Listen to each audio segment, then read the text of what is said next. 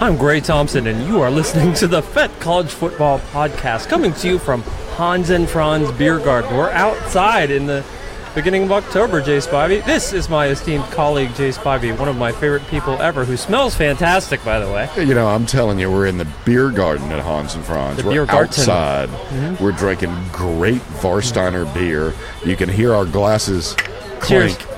I mean, what's not great about this? College football, like good German beer, yes. They were made for each other. Yeah, and you can come here an awful lot more time of the year than you can have college football.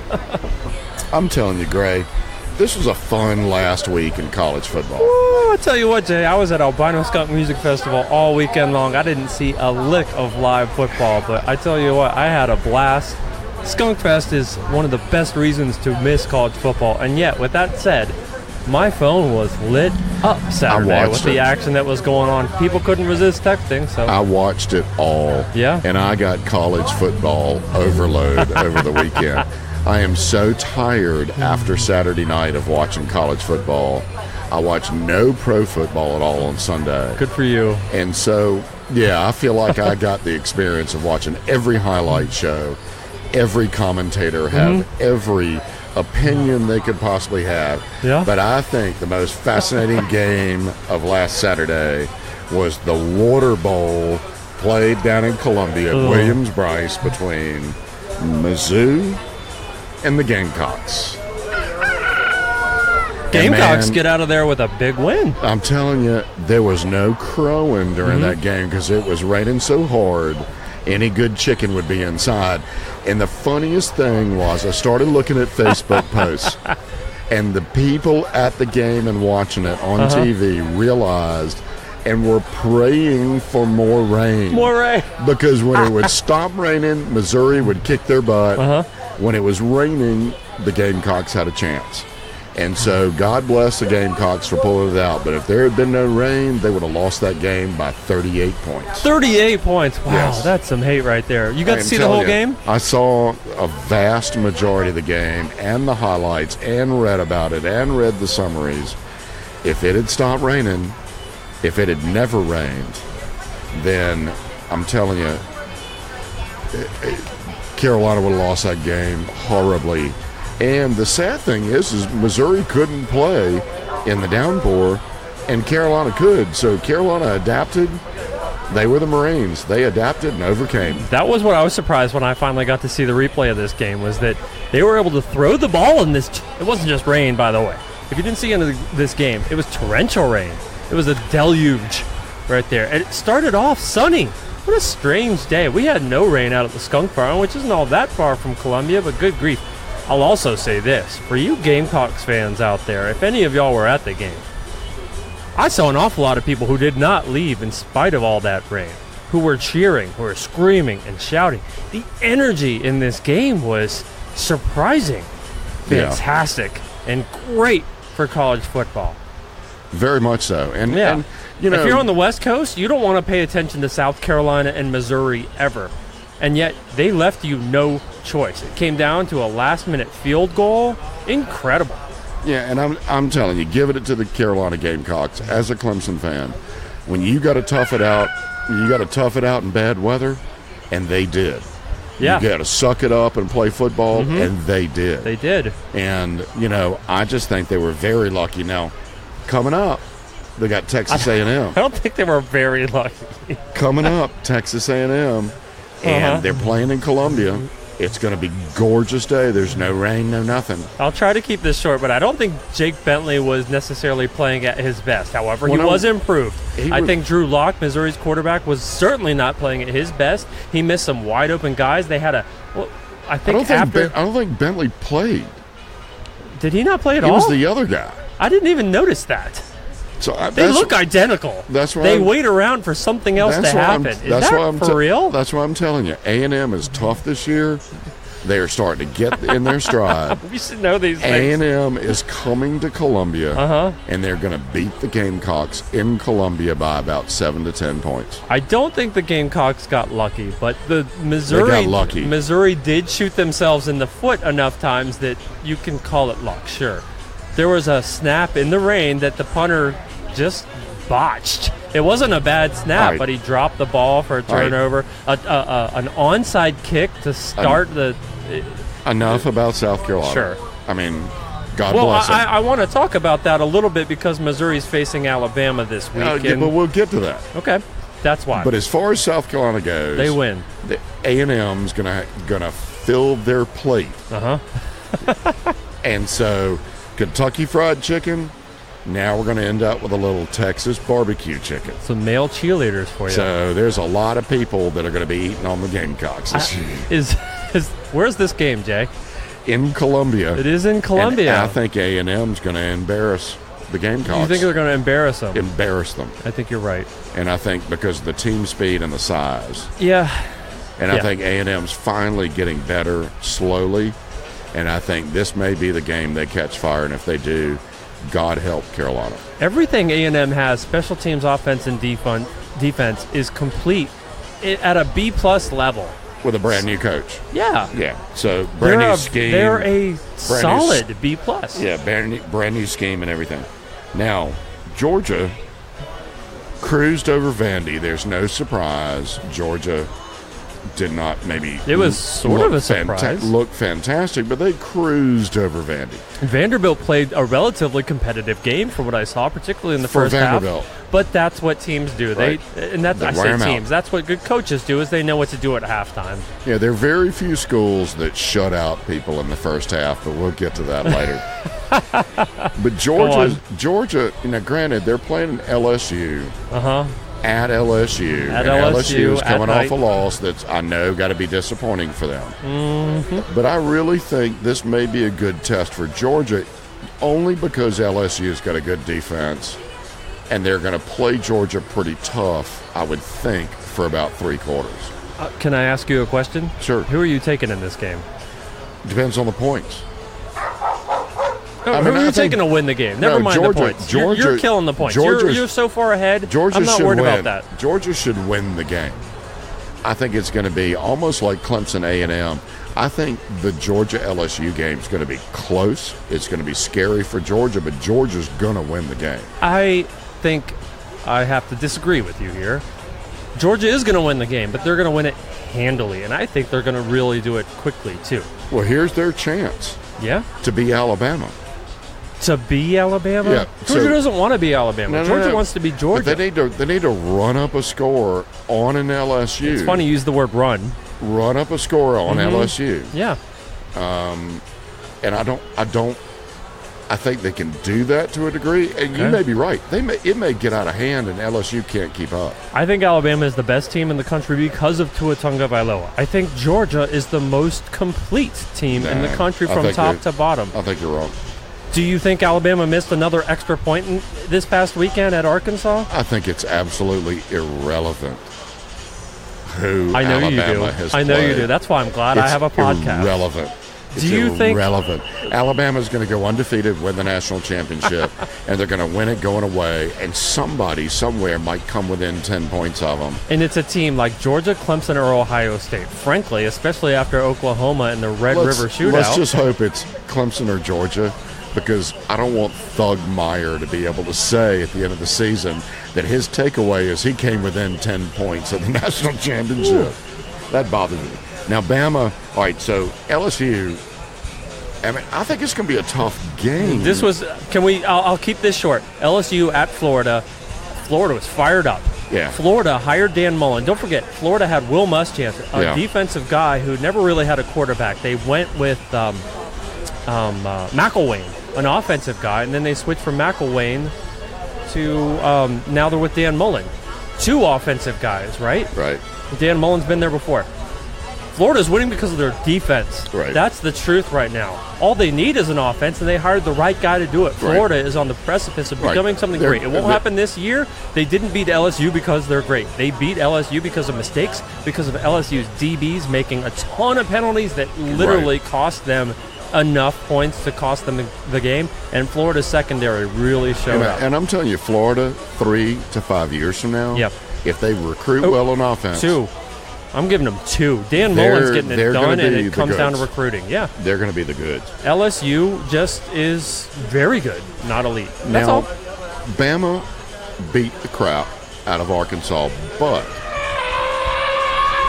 Arkansas scored more points on Alabama than anybody since Clemson beat Alabama in the national championship And they game. didn't even have that many points until that final touchdown to punter Renfro. But yet Alabama still doubled the score almost, even though the other team scored 30. It's funny, right? 60 whatever, but they didn't cover the dang spread. Somebody scored 30-something points on us.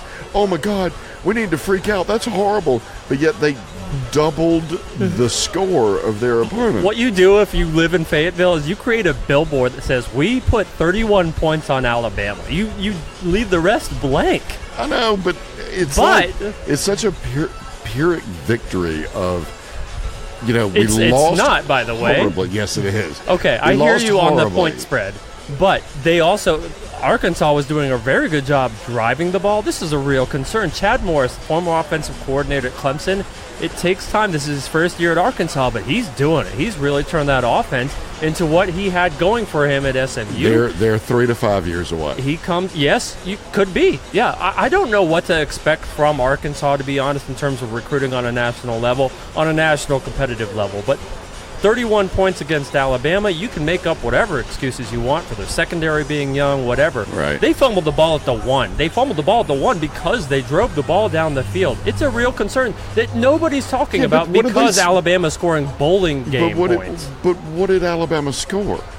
They scored 65, excuse me. They missed an extra point. You can't leave that out. How can you complain about anything? I'm not complaining. My point is to try to be objective. When you win by 30-something points, you score 60-something points. You know what, Jay? If you want me to be high on Clemson when they have a narrow win against Syracuse at home, you should expect me to do the same thing for Alabama. The truth is they don't have an elite-level kicker at all. That's the truth. Their secondary is unproven.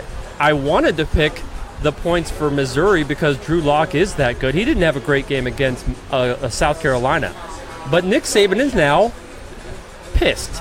Nick Saban is furious at his defense. And he needed which makes me say, about. oh, yeah, they're going to crush Missouri now because he's pissed. Right. We saw that happen with Clemson. Right. Brent Venables and Dabo Swinney Syracuse said it this pissed much. Them off. Yeah, no, they said it this much in practice this week. Guys, what are we going to do? This is coaching. This is the difference to me. This is providence, not coincidence. Right. I told you and Dave Galloway, get ready to be done we'll with get halftime. to Clemson. We'll get to Clemson. Okay. All right. It's not going to rain. Thanks for not covering the point spread again, Alabama. It's not. So I do want to mention Alabama with the easiest. Diggs broke a foot, so he's out.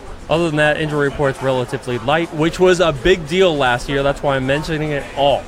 Well, thanks to circumstance of how the teams that Alabama's playing and the teams that Clemson are playing all seem to suck from a national standpoint.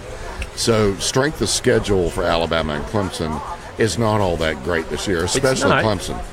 But Alabama has Missouri at home. Mm-hmm. Hopefully it's not going to rain so we can test the Alabama secondary because Mizzou's got a good quarterback. But I still think even if Missouri scores 28 or 34 points, it's still going to be 65 to 24 or 28 or 31. Ifs and buts were candy and nuts. Yeah, it's fine. I mean, Alabama's going to win the game by 20, 30 points. They're not going to cover the spread, whatever it may be. So if the spread's going to be 26 points, they're going to win by 24. Jay Spivey, this is why I love you. You are so simple. Simple. You are simple. And it's not true. Moods.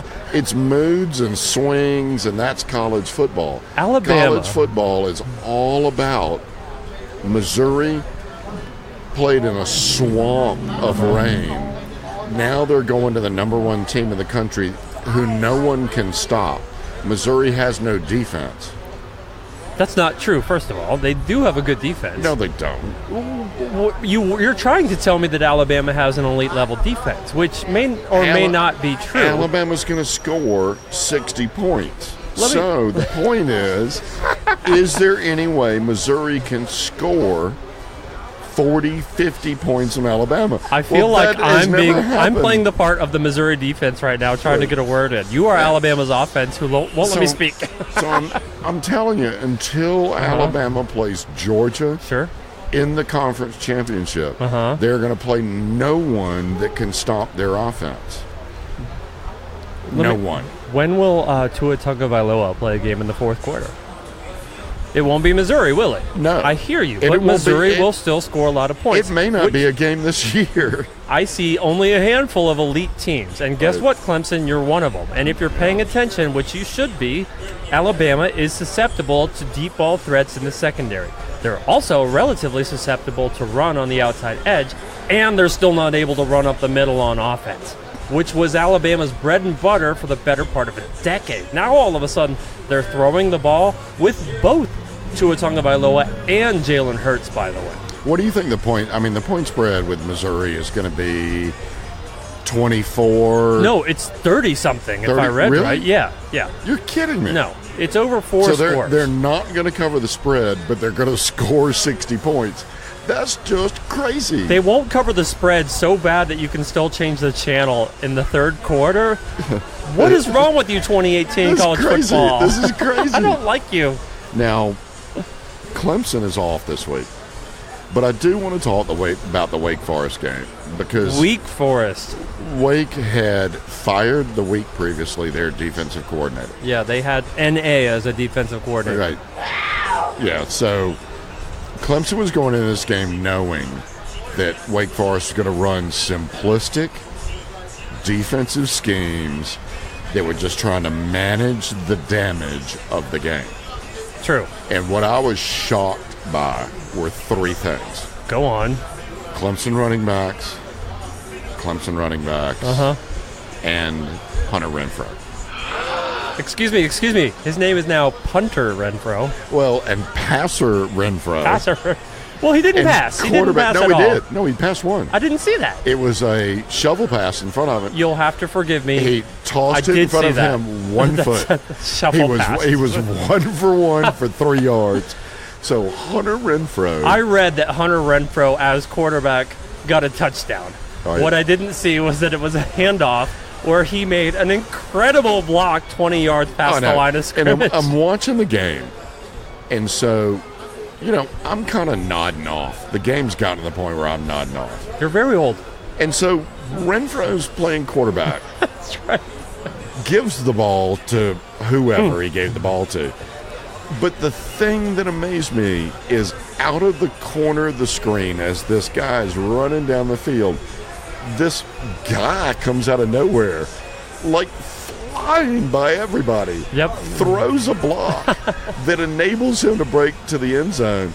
And it's Hunter Renfrow, the quarterback, Yes. who followed the play, sped up, ran downfield, and made a key block. Shoulder pads on shoulder pads. It was great. And punted, and caught the ball. And he's a good guy. I'm glad you saw that play because And that's it's what I like- watch college football it's to like- see. I'm it's always like- looking for this stuff. Out of the corner of my eye. Like, well, who's that? This is why I think Hunter Renfro's I say think. He's going to get paid to play football because he's not the fastest guy on the field, but he's an elite route runner who can run block and pass block and come in for crazy weird stuff if He you can need him pass to. block as well as anybody that plays college football. Oh, but he's got all those problems off the field, right? Nope. No. Hunter Renfro is a guy you should give money Well, to. he's an economics major. Yes. Mary is going to marry the homecoming queen at Clemson. Is dear buddies with Dabo's son and the family. Well, they're teammates now. Yeah, so, and that 1 yard pass was to Dabo's son. Okay. So, holy cow, Hunter Renfrow. All right, I'm going to announce it here. The on the walk-on. Fête college Walk-on football. Punter Renfro. This is very serious. I'm listening. And I will take donations, and anybody wants to help me set this up. Hunter Renfrow 2020 for president. For president? Because he can do everything he sets his mind to. Legalize it, Hunter. If we can get Hunter convinced that he ought to be president, Yep. he will do that well as well. I mean, he does everything else well. It's a funny joke, but actually it's kind of not all that bad of an idea. 2020. Renfro brings reform. That's right. Mm-hmm. And don't forget that 42-yard kick he had, by the way. I know. Flawless. The slogan of the campaign is, I can do everything well. You know, I was a walk-on, trust me. Who else can say, I can do everything well? Tua Tagovailoa can say it. No. Does he punt? No, he doesn't Does punt. he block downfield? Probably. I don't know. No. So Clemson's off. They get a week off. Before facing NC State. And NC State has a week off. Yeah. And NC State's ranked. And NC State was not supposed to be the team this year. But because the ACC is so poor, because the ACC is terrible this year. Horrible. NC State is undefeated. And so they're all feeling cocky. And I'm telling you, because the last couple of years, if Clemson wants to beat somebody badly, it's NC State. And I think 2 weeks from now, I do know something. I know that Clemson is ready to smack down the Wolfpack. I hope they don't let that get to them, because they were ready to smack down Syracuse too.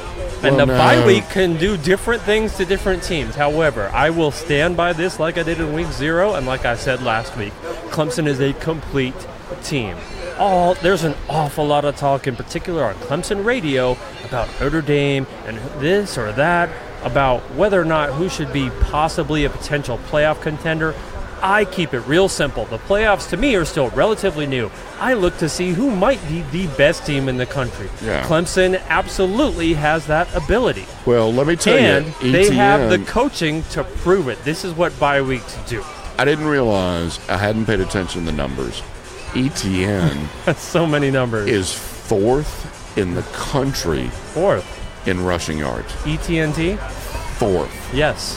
Clemson rushing is either 1st, 2nd in rushing in the country. Go on. That's hard. That's unbelievable. It's for Clemson. And we're in week 6, so it's not completely irrelevant. But I'll give you another stat, Jay. Clemson had the highest yards per carry of any Clemson team ever in this game. Right. You can say what you want about weak force, but that should tell you something. ETN is averaging ETNT, excuse me, 9.2 yards per carry. That's almost a first down every time he touches the pigskin. All right, so big games coming up this week. And that's an average that includes 3 weeks that were not stellar. Right. So it's the last 3 or 4 games. Also, I'm going to mention this every week. Clemson's special teams is good. They're better. They're not a problem. They're better. I wouldn't say they were good. They are good, and They're you're going to better. like it, and you're going to eat it. I'm going to eat it. Drink your beer while I say it's good. All right. They are not bad. They are not an outlying problem like Yes. they have been in the past. You're okay, absolutely you said right. at NC State, Clemson struggled with NC State Right. before, and they've lost NC State because of problems like that before that I do not expect them to have fundamentally in 2 weeks. Well, big games coming up. Notre Dame's playing Pittsburgh, and Pittsburgh plays a good spoiler, and Pittsburgh plays Notre Dame tough, but it's at Notre Dame. Pittsburgh has not been what I would say themselves the last few. They haven't been themselves this year the way they have been the past few seasons, where you can define them as a very strong, fundamentally strong defensive team.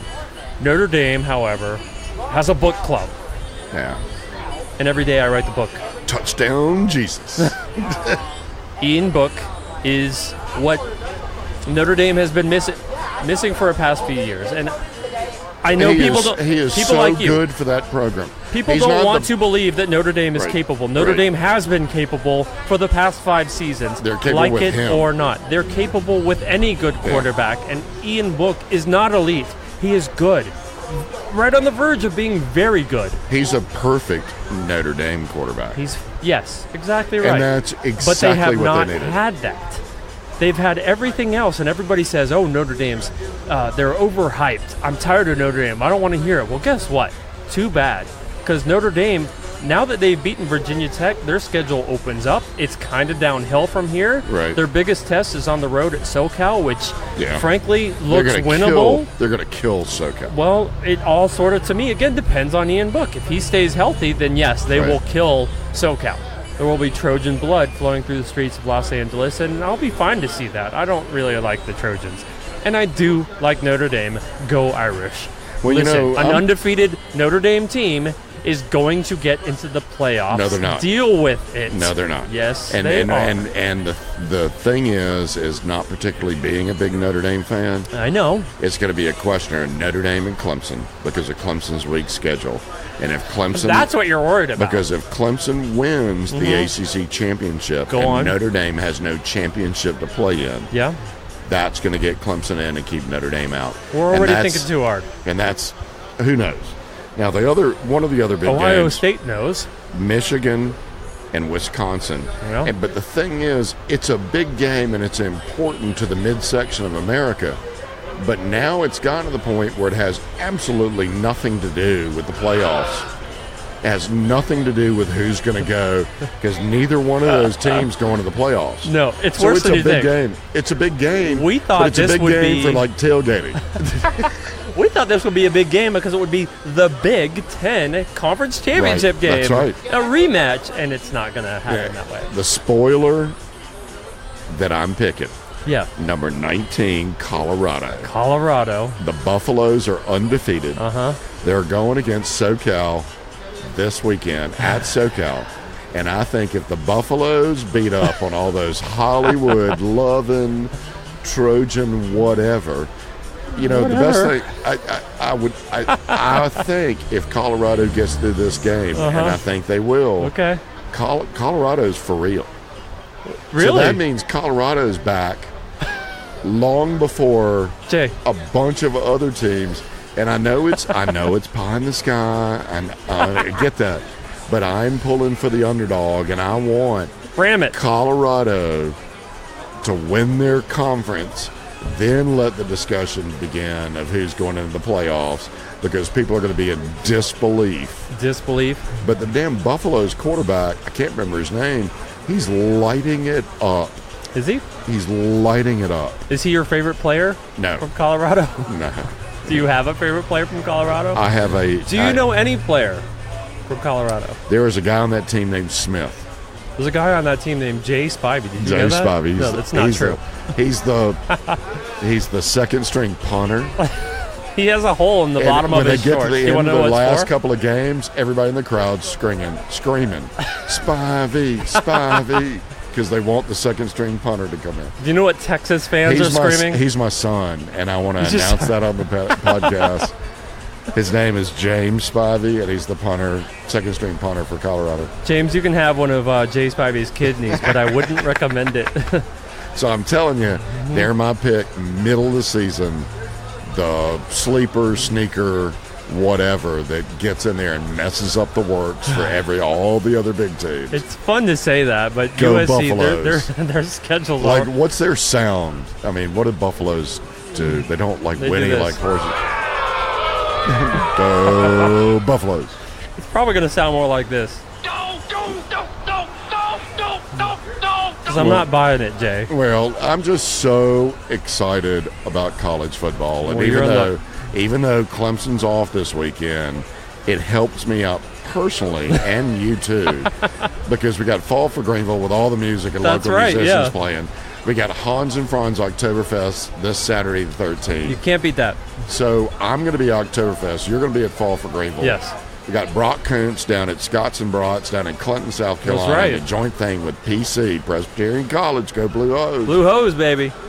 And hopefully, we'll all have a great weekend. And I'm sure Bama's going to. You glossed over all this talk about conference championships and blah, blah, blah, and why Notre Dame wouldn't. I don't want to hear it. They don't have because Oklahoma just lost to Texas. You're high in Colorado, and I know you don't want me to talk about the UCF, Central Florida. Are upon you. Hook 'em horns. Hook 'em. You like this? I don't expect you to know. That's hook 'em horns. That's, hey, how you doing in Hawaii? That's the shocker, I think. Anyway, you can't see this on the podcast. That's hook 'em horns. Dicker the kicker. Dicker the kicker. You can't beat that. The commentators could not have been happier saying that name. Neither could I. And I've been hoping that this would happen all season long. I sincerely did not expect it in the Red River Shootout. But here we have it. Oklahoma takes a striking loss to Texas on the road. And yet, that's what we maybe should expect. Kyler Murray is still fantastic. He is an absolute blast to watch. Right. If Tua Tagovailoa wasn't playing at Alabama, I think we'd all be talking an awful lot more about Kyler Murray because he is that good, Right. he is that fun, he is that entertaining. Jay. Well, Oklahoma finally got rid of the last stoop. So, Wait. yeah. I mean, they but fired Lincoln the last. Riley. Yeah, but they fired the last stoop. Okay. So that was the last holdover of old Oklahoma. Let's hope that Oklahoma. Ironically, there's a stoop at Texas, and they win. Right, but Oklahoma needed to be stoopless. Because they've been stupid for keeping him on as the defensive coordinator. And I'm telling you, Oklahoma needs to go in a different direction because Lincoln Riley needs to be able to have that control over the defense. New scheme, new whatever. Do they? Oklahoma's not getting to the playoffs this year. They're a phenomenal team, but next year, if they get a good defensive coordinator in. See, again, we're in week six. Good grief. They have not played West Virginia, who, again, they will probably play twice because that's what the Big 12 does. 10 teams, and they play each other. What are you going to do, guys? Do the math. This is college. Oklahoma's not going to the playoff. Okay. There are too many other teams. Jay, I'm listening. We'll see. Now, when we Alabama get down to and Georgia look like they're on track to play each other in the SEC title game. I'll be surprised if by then I don't believe either one of them is a top 4 team. But mark my words, the SEC championship game, especially if it's against Alabama and Georgia, will eliminate one of the top 4 teams from the college football playoff. Nobody wants to recognize that we don't just have a 4 playoff system, we have a 4+ team system. That's the truth. Well, I want to wrap this up with. I know you do, and I hate it. I want to talk for 3 more hours. I love this sport. I am so proud of you on the Ion Greenville, ION-Greenville.net pick'em. It's my favorite team. Our Gray Thompson is number 39 on the list of 277 people in pick'em so far this season. I mean, Gray. I'm the GOAT. 39 out of 277 is pretty good. But no buts. Let's move on to the Cincinnati Bearcats. Remain undefeated. Nobody's paying attention. Let's go back to the Ion Greenville. They're on track for a big matchup with Memphis and Central Florida. Because Gray is 36 or 38th or whatever on the pick'em poll. Go on. Out of 277 people. But I am number 3. 3? I'm in 3rd place.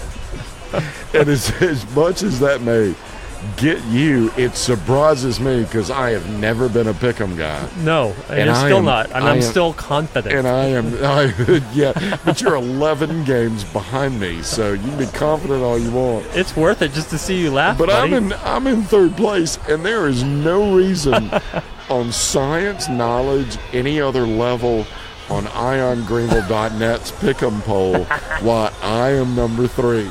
It is embarrassing in a way because I don't deserve it. And yes. Clearly there were a lot of skunkers in the pick'em contest who didn't make their picks this week. So at the same time that Clemson's like in the top 3 or 4 in rushing, Jay Spivey's in the top 3 of picking, and those are 2 things that really have never happened. You are the Ohio State of pickers this year. Oh, don't say I hate Thugmeyer. OH. Shit. Shit.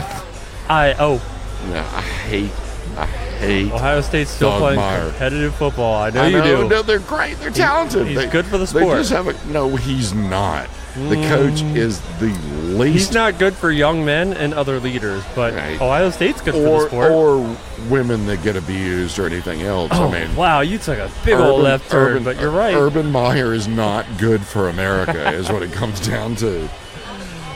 We need a lot more Dabos and a lot fewer Urbans. I agree that we need a lot more Dabos, a lot more men coaching who were born in the Yellowhammer State of Alabama. That's right. I mean, Slaney is an Alabama man. For sure.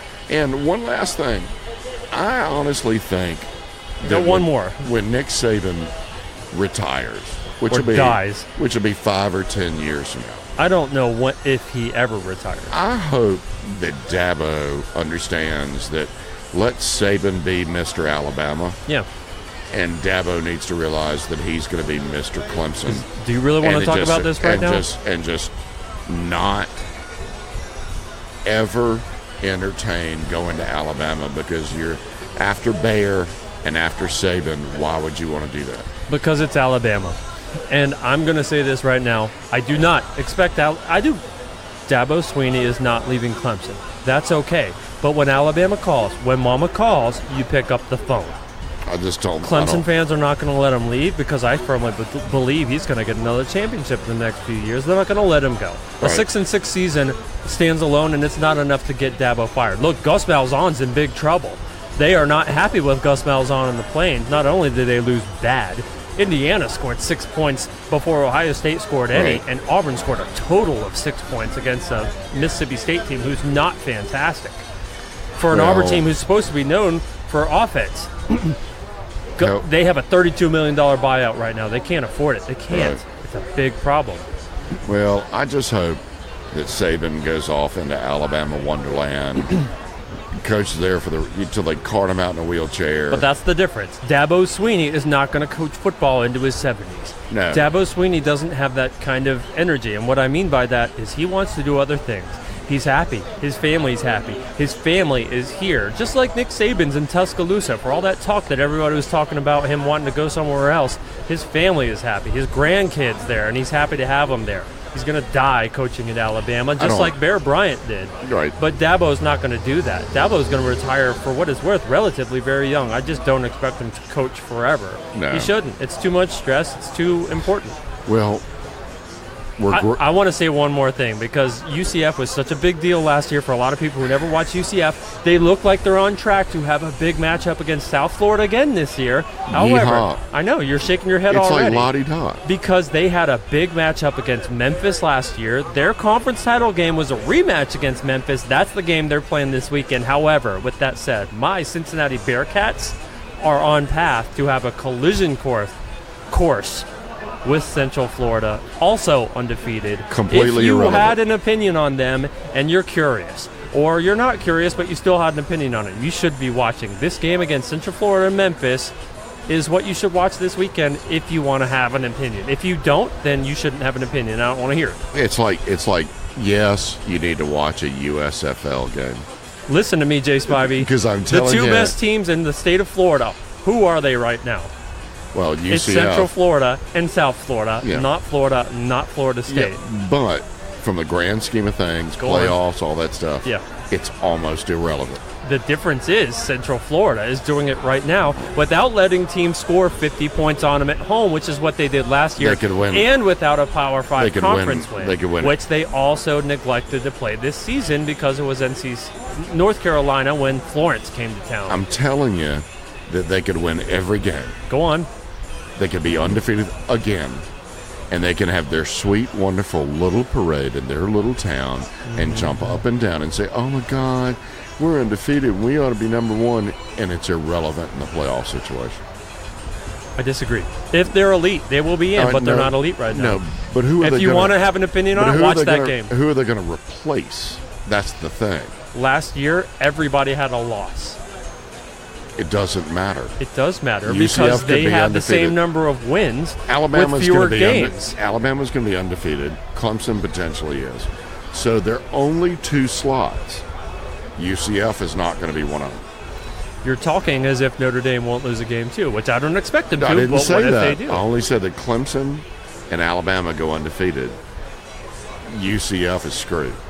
So, yeah, everybody in the top five has to lose a game for UCF to get in.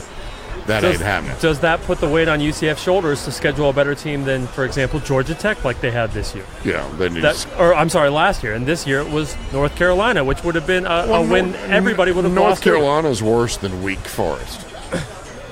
True. I'm kind of surprised how bad North Carolina is this year, but they're bad. They're real bad. Too many years of too much NCAA stuff, and people don't want to go where they're being invested. Nothing. You lose. Greg Thompson, you know nothing. You know nothing, just Bobby. All right, we're going to leave. We'll see you next week. Fête and Roll Tide.